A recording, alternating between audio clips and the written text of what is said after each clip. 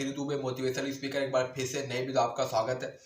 दोस्तों आज मैं आपसे बात करने वाला हूँ कैसे हम ज़्यादा से ज़्यादा पैसे सेविंग करें, कैसे ज़्यादा से ज़्यादा पैसे हम बचाएं और उससे ज़्यादा पैसे हम इन्वेस्टमेंट करें। दोस्तों अभी तक अगर आपने चैनल को सब्सक्राइब नहीं किया तो सब्सक्राइब कर लेना और बेल आइकन को प्रेस कर लेना ताकि जो भी वीडियो है उसकी नोटिफिकेशन सबसे पहले आपको मिले। दोस्तों वीडियो को स्टार्ट करते हैं। आज मैं आपसे बात करने वाला हूँ मनी मैनेजमेंट के बारे में, कैसे हम ज़्यादा से ज़्यादा पैसे बचाएं। पैसा एक ऐसी चीज़ है जितना ज़्यादा हमारे पास हो उतना ज़्यादा वो खर्च होती है। यानी पैसा कितना भी हमारे पास हो हमें हमेशा कम ही लगता है, कभी भी नहीं लगता कि हमारे पास ज़्यादा पैसे हैं, क्योंकि हमारे खर्चे इतने ज़्यादा होते हैं कि जो पैसा होता है उसके सामने वो कम लगता है। इसलिए आज मैं आपको एक ऐसी तरीका बताने वाला, एक ऐसा तरीका बताने वाला जिससे हम ज़्यादा से ज़्यादा पैसे सेविंग कर सकते हैं और उस सेविंग को हम ज़्यादा से ज़्यादा इन्वेस्टमेंट कर सकते हैं। आप जो भी महीने में कमाते हो, जो भी आपकी मंथली इनकम है, उसको आपको डिवाइड करना है। आपको एक रूल को फॉलो करना है 60-20-10 और 10। यानी आपकी जो इनकम है उसको आपको जो 60% है उसके आपको जो बेसिक नीड है, जो आपकी घर की ज़रूरत है, जो आपकी फैमिली की नीड है, उसमें आपके जो 60% इनकम है उसमें आपको खर्चा करना है। जो आपकी बेसिक नीड है, जो आपकी मूलभूत ज़रूरत है, उन चीज़ों के ऊपर आपको 60% जो आपकी इनकम है उसमें खर्चा करना है।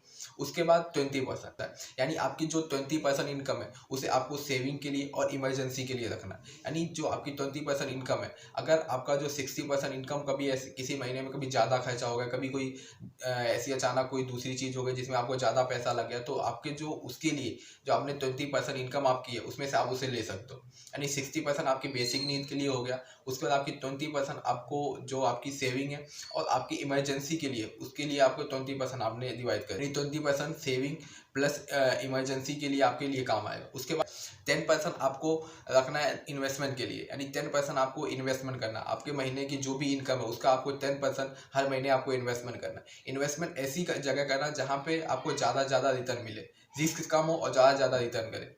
और इन्वेस्टमेंट ऐसी जगह करो जिसके बारे में आपको नॉलेज हो। किसी ने कह दिया, किसी के कहने पे आप कहीं पर भी इन्वेस्टमेंट मत करना, क्योंकि वहाँ से आपको लॉस हो सकता है। आपको जिसके बारे में नॉलेज हो, जहाँ पे आपको लगता है कि यहाँ पे मैं इन्वेस्टमेंट करूँगा, यहाँ से मेरे को ज़्यादा रिटर्न मिल सकता है, रिस्क भी कम है, ऐसी जगह पे आपको इन्वेस्टमेंट करना है। आप अगर आपको नॉलेज नहीं है उस चीज़ के बारे में तो आप उस चीज़ के बारे में पहले नॉलेज लो, फिर जाके इन्वेस्टमेंट करो। किसी के कहने पे, किसी के बताने पे आपको इन्वेस्टमेंट नहीं करना है।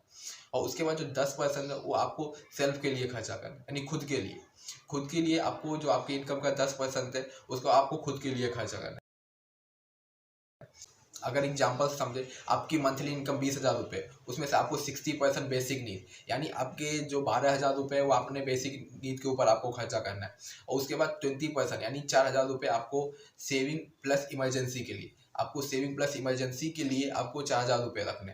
अब अगर मान लो कि आपकी कोई इमरजेंसी महीने में नहीं पड़ी या कोई दूसरा काम नहीं पड़ा जिसके लिए आपको पैसे की जरूरत पड़ी, आपकी जो सेविंग वाला पैसा है उसको महीने के आखिरी में, जैसे दूसरे महीने की सैलरी आ गई, तो वो जो सेविंग का पैसा है उसको आपको ऐसी जगह सेविंग करनी है, ऐसी जगह आपको पैसे को बचा के रखना है जहाँ पे आपको धीरे धीरे वहाँ से आपको रिटर्न भी आए और आपका पैसा सेव भी है। अब जब चाहो वहाँ से आप उस पैसे को निकाल भी सकते हो। जैसे एग्जाम्पल, आप बैंक में वो पैसे रख सकते हो या किसी गोल्ड में आप पैसे इन्वेस्टमेंट कर सकते हो। मतलब ऐसी जगह रखो जहाँ पे आपको लॉस होने के चांस ना हो, वहाँ से थोड़े बहुत रिटर्न भी आए और इमरजेंसी में काम भी आए। ऐसे जगह वो पैसे बचा के रखने।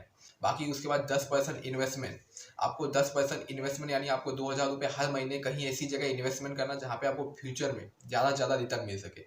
और फिर 10% यानी आपको 10% यानी 2,000 रुपये खुद के लिए खर्चा करना, खुद के पर्सनैलिटी की डेवलप के लिए, खुद को नॉलेज लेने के लिए, खुद को ग्रो करने के लिए आपको 10% खर्चा करना है, 2,000 रुपये खर्चा करना है। मतलब जो ये रूल्स है 60-20-10 और 10, तो अगर इस रूल से आप चलते हो, इस रूल से अगर आप पैसे बचाते हो तो आप 100% आप पैसे आपके फिजूल में खर्चे भी नहीं होंगे और आप ज़्यादा से ज़्यादा पैसे सेविंग कर सकते हो और ज़्यादा से ज़्यादा पैसे आप इन्वेस्टमेंट भी कर सकते हो।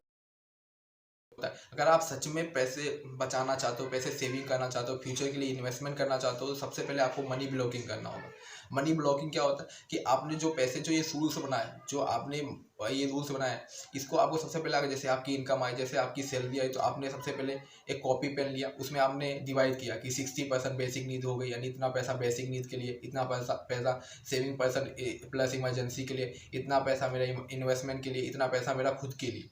अब जो आपने ये बुक पे लिखा, जो आपने बनाई, जो ये प्लानिंग बनाई, उसको आपको ब्लॉक कर देना कि किसी भी कंडीशन में कुछ भी हो जाए, मैं इस पैसे को फिजूल में खर्च नहीं करूँगा, दूसरी जगह नहीं खर्चा करूँगा। हाँ, हो सकता है जैसे बेसिक नीड और सेविंग का एक दूसरे में हम यूज कर सकते हैं, लेकिन उसके बाद जैसे इन्वेस्टमेंट के लिए या खुद के खर्चे के लिए जो भी पैसे हैं उसको मैं कहीं दूसरी जगह नहीं खर्चा करूंगा, मतलब जो मैंने प्लान बनाया उसको 100% अप्लाई करूंगा। ये होता है मनी ब्लॉकिंग, कि आपने उसको ब्लॉक कर दिया कि कुछ भी हो जाए आगे पीछे करना ही नहीं है, कोई भी कंडीशन आ जाए वो मनी ब्लॉक ही रहेगी। मतलब जिस चीज़ के लिए मैंने जो प्लानिंग बनाई उसके लिए ही वो पैसे में यूज करूंगा। ये होती है मनी ब्लॉकिंग, जिससे आप ज़्यादा से ज़्यादा पैसे सेविंग कर सकते हो। ये किसी और कोई आपको नहीं समझाने आएगा, ये आपको खुद को बनाना और खुद को ब्लॉक करना है, तब जाके आप ज़्यादा से ज़्यादा पैसे बचा सकते हो।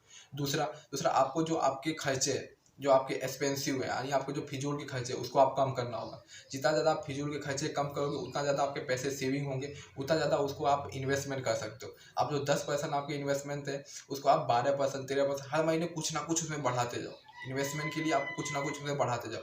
अपने जो फिजूल के खर्चे उसको थोड़े थोड़े कम करके उस पैसे को आप इन्वेस्टमेंट में बढ़ाते जाओ। कि आपने जैसे कि आपका फिजूल खर्चा हर महीने आप 500 या 1000 रुपये करते हो, उसमें से हमने थोड़ा कम किया और उस पैसे को हमने इन्वेस्टमेंट में लगा, तो और ज़्यादा हमको फ्यूचर में वो काम आएगा। इसीलिए जितना आपका जो फिजूल का खर्चा है उसको कम करके आप इन्वेस्टमेंट में लगाओ, ताकि आपको और ज़्यादा फायदा हो। तीसरा पॉइंट, आपके जो दिखावे के बहुत सारे ऐसे लोग होते हैं जो अमीर बनने का दिखावा करते हैं, यानी वो अमीर हो या ना हो लेकिन दिखावा बहुत ज़्यादा करते हैं, बहुत ज़्यादा अपने आप को अमीर दिखाने की कोशिश करते हैं। तो आपको दिखावे से बचना है, आपको किसी और को नहीं दिखाना है, आपको खुद को पता होना चाहिए कि मेरे पास क्या है क्या नहीं है। तो अपने आप को किसी को दिखावा नहीं करना, किसी से हम कंपेयर नहीं करना। अपने दिखावे के चक्कर में बहुत सारे लोग पैसे बर्बाद कर देते हैं, फिजूल के खर्ची करते हैं। तो आपको दिखावे से बचना है, पैसे को बचाना है, पैसे को सेविंग करना है। और चौथा, आपको ईएमआई, लोन, क्रेडिट कार्ड इन सब से बचना है। आप जितना ज़्यादा इन सब से बचोगे उतना ज़्यादा आपकी पैसे सेविंग होंगे, उतना ज़्यादा आप इन्वेस्टमेंट करोगे। वरना अगर आप इन सब में फंसोगे, आप अगर क्रेडिट कार्ड से कोई चीज़ लेते हो, लोन लेके कोई चीज़ लेते हो, तो आप उनका ब्याज भरोगे, उनके नीचे आप दबे रहोगे, उसकी टेंशन होगी आपको। इसीलिए आपको इन सब से बचना। जितना ज़्यादा आप बचोगे उतना ज़्यादा आप सेविंग कर सकते हो, उतना ज़्यादा आप इन्वेस्टमेंट कर सकते हो। दोस्तों, पैसे वालों का आधा पैसा तो ये जताने में चला जाता है कि वो भी पैसे वाले। पैसे वालों का आधा पैसा तो ये जताने में चला जाता है कि वो भी पैसे वाले, यानी वो फिजूल के खर्चे करते हैं, इसलिए उनके पैसे बर्बाद होते हैं। इसलिए अगर आप सेविंग करना चाहते हो, आप ज़्यादा ज़्यादा पैसे बचाना चाहते हो, तो उसके लिए आपको 60-20 10 और 10 का आपको रूल्स अपनाना होगा, जिससे ज़्यादा ज़्यादा पैसे बचा सकते हो, ज़्यादा पैसे आप फ्यूचर के लिए इन्वेस्टमेंट कर सकते हो। दोस्तों, ये थी आज की वीडियो। अगर वीडियो पसंद आए तो लाइक जरूर करना और कमेंट करके बताना कि वीडियो कैसी लगी। ज़्यादा वीडियो को शेयर करना, हो सकता है कि आपकी वजह से किसी की हेल्प हो जाए। और दोस्तों, अगर अभी तक आपने चैनल को सब्सक्राइब नहीं किया, सब्सक्राइब कर लेना और बेल आइकन को प्रेस कर लेना, ताकि जो भी वीडियो है उसकी नोटिफिकेशन सबसे पहले आपको मिले। और अभी तक अगर आप मेरे साथ इंस्टाग्राम पे जुड़े नहीं हो तो उसकी लिंक डिस्क्रिप्शन में, वहाँ से जाके आप मेरे को फॉलो कर सकते हो। Thank you.